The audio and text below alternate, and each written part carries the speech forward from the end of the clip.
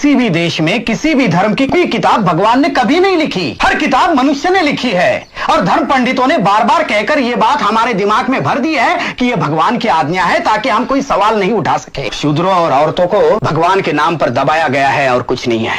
मैं आप ही से पूछता हूं कि यह कानून किसने बनाया है कि सिर्फ ब्राह्मणों को पढ़ने का अधिकार है और शूद्रों को नहीं है? उनका समाज हम पर कीचड़ी उछाल सकता है और कर ही क्या सकता है। उन्होंने मुझसे कहा था कि तुम शूद्र हो और शूद्रों को अधिकार नहीं कि ब्राह्मणों के कंधे से कंधा मिलाकर चले। हुकूमत और तालीम की वजह से उभरने वाले नए बुर्जुआई तबके में ज्यादातर ऊंची जात के हिंदू ही थे, जिन्होंने दलितों पर, जो ज्यादातर खेतीहर मजदूर थे, अपने अत्याचार जारी रखे। पुराने अंधविश्वास और कुसंस्कार, जिनकी बुराइयां सब जानते थे, जानबूझकर कायम रखे गए। दलितों, हरिजनों और पिछड़ी जातियों में ज्ञान और शिक्षा के फैलाव पर रोक थी। उन्हें गांव और नगर के समाज से परे रखकर उन पर तरह तरह के अत्याचार किए गए। ब्रिटिश राज और पश्चिमी उदार मतों और बुद्धिवादी विचारों के फैलाव ने जाति प्रथा के सामने नए सवाल पैदा कर दिए थे। इसका नतीजा ये हुआ कि सुधार का आंदोलन जोर पकड़ने लगा। इस आंदोलन की नींव डालने वालों में एक थे पूना के ज्योतिराव फुले, जिन्होंने सन 1873 में सत्य शोधक समाज की स्थापना की, जिसका लक्ष्य था मनुष्य मात्र के बड़प्पन को जात पात के बंधन से दूर रखकर प्रतिष्ठा दिलवाना। माली जाति में जन्मे ज्योतिराव फुले ने गैर ब्राह्मणों में शिक्षा के प्रसार की जरूरत महसूस की और सन 1848 में पूना में पिछड़ी जाति वालों के लिए एक पाठशाला खोल दी।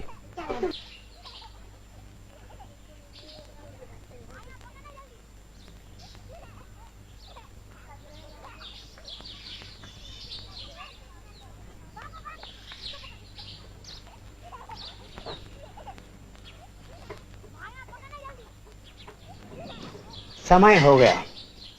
मेरे विचार में अब और कोई नहीं आएगा।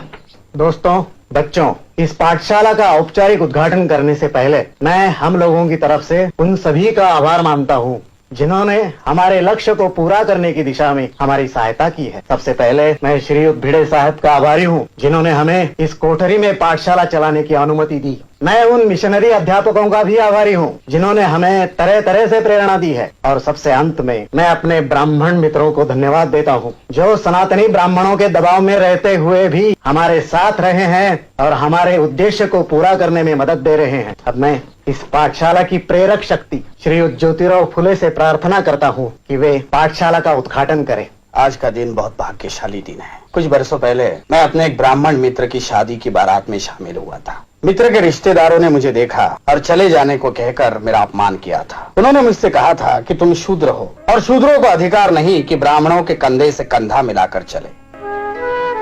उन्होंने मुझसे कहा कि तेरी वजह से तमाम बारात भ्रष्ट हो रही है। उन्होंने और भी बहुत सी बातें मुझसे कही जिन्हें मैं यहाँ दोहराना नहीं चाहता, लेकिन उस रात मेरी आंखों में नींद नहीं उतरी। पूरी रात मेरे मन में तरह तरह के सवाल उठते रहे और उसका कोई जवाब मुझे नहीं मिला। धीरे धीरे मेरे मन में ये बात आ गई कि हमें आत्मसम्मान पाने के खातिर संघर्ष करना होगा। इस संघर्ष के लिए हमें अपने पैरों पर खड़ा रहना होगा। हमें हथियार उठाना पड़ेगा, लेकिन लाठी नहीं, तलवार नहीं, तोफ तमचा नहीं, बल्कि ज्ञान, विचार और सही शब्द। और ज्ञान, विचार और शब्द शिक्षा के बल पर ही मिल सकते हैं। क्या भट्ट पुरोहित हमें शिक्षा देंगे? नहीं देंगे, क्योंकि वे अपने हाथों से ऐसा हथियार हमें नहीं सौंपेंगे। इसलिए हमें खुद अपने को शिक्षित करना पड़ेगा। मेरी पत्नी सावित्री मेरी पहली शिष्या है। अब वो तुम्हें पढ़ाने में मेरी मदद करेंगे। हम इस तरह ज्ञान फैलाएंगे, क्योंकि ज्ञान ही वो दौलत है जिसे आपस में बांटना बहुत जरूरी है। यह हमारी पहली पाठशाला है जो छोटी जाति की लड़कियों के लिए खोली गई है। यहाँ लड़कों का हम स्वागत करेंगे, लेकिन हमारा विश्वास है कि लड़कियां ही आगे चलकर हमारी भावी पीढ़ी को आकार देगी। विरोध तो इस काम का होगा ही, लेकिन हमें साहस के साथ काम को आगे बढ़ाना है, क्योंकि हम सही रास्ते पर चल रहे हैं। मैं शुभकामना व्यक्त करता हूँ कि आप लोग शिक्षा पाने में सफल हो। इसे रोज रोज लाना जी। हम इसे बहुत सी बातें सिखाएंगे, पढ़ना, लिखना, कुछ व्याकरण, कुछ गणित जी। इसे रोज लाओगे ना? जी, रोज लाए।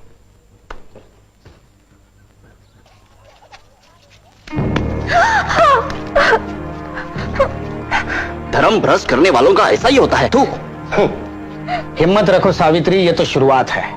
उनका समाज हम पर कीचड़ी उछाल सकता है और कर ही क्या सकता है। रुका सड़ा हुआ समाज, अपने हाथों पैदा किए दलदल में धंसा हुआ समाज है वो, जब हम कुनबी किसान शिक्षा पालेंगे तो कुल समाज को उलट कर रख देंगे हम, सारे कालिमा धो देंगे हम। सावित्री, तुमने जो काम शुरू किया है वो बहुत साहस का है। ये मामूली औरत की बूते की बात नहीं कि घर की दहलीज पार करके बाहर निकले और पढ़ाने का काम करे। तुम गर्व से माथा उठा कर चलो सावित्री, एक दिन साबित हो जाएगा कि हम ही सही थे। क्या हुआ ज्योति? क्या हुआ बहू को? नहीं, कुछ नहीं बाबा। तो फिर रो क्यों रही है? साड़ी पर ये गोबर और कीचड़, क्या बात है? वो पाठशाला से लौट रही थी, तब कुछ लड़कों ने उस पर कीचड़ और गोबर फेंका। तो क्या फूल बरसाते? ज्योति, मैंने तुम्हें 20 बार समझाया है कि धर्म कर्म का मामला है, तुम बेकार टांग मत अड़ाओ। शूद्रों को और औरतों को पढ़ने लिखने का अधिकार नहीं है, लेकिन तुम मानते ही नहीं। वो पाठशाला खोलकर तुमने पूना के हर ब्राह्मण को अपना दुश्मन बना लिया है। हर ब्राह्मण नहीं बाबा, कुछ समझदार ब्राह्मण हमारे साथ भी हैं। तुम्हें पढ़ने के लिए स्कूल भेजा, वही मैंने गलती की। उन पादरी मास्टरों ने तुम्हारा दिमाग खराब करके रख दिया है। उसी वक्त मैं अपने समाज के लोगों की बात मान लेता तो आज ये दिन देखना ना पड़ता। अरे तुम्हें करना हो तो करो, जिद्दी आदमी ठहरे, लेकिन मेरी बहू को उसमें क्यों घसीटते हो?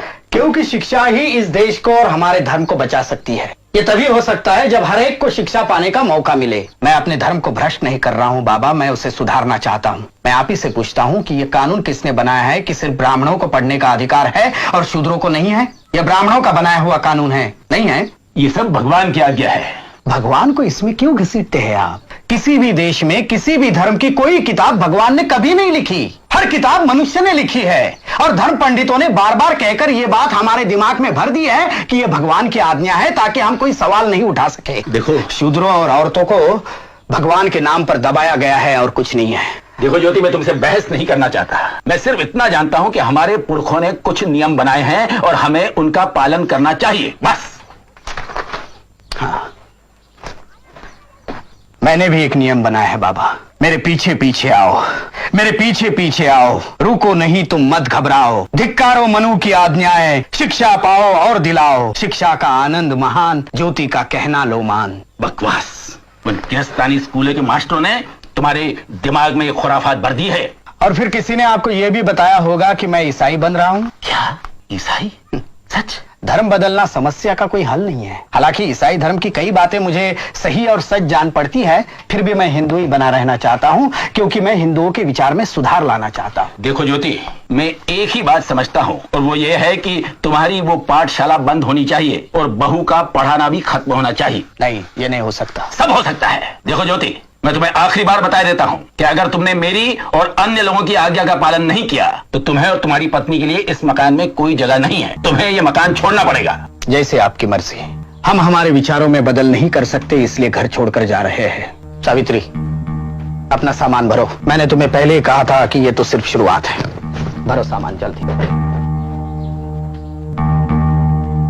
ज्योति, तू पागल हो गया है, निराट पागल।